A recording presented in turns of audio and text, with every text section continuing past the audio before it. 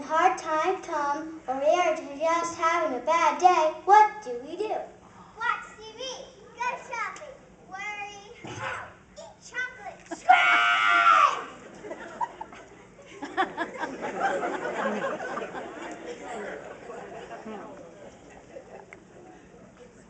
They want you to hear say, give up really loud. Do give up.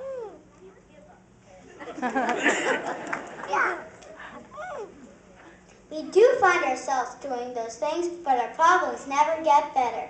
They're there when you finish your shopping, and they're still there when you finish eating your chocolate bar. So, what does God's Word tell us to do? read the Bible, pray, talk to other Christians, trust in Jesus, tell Jesus about it, be still, listen.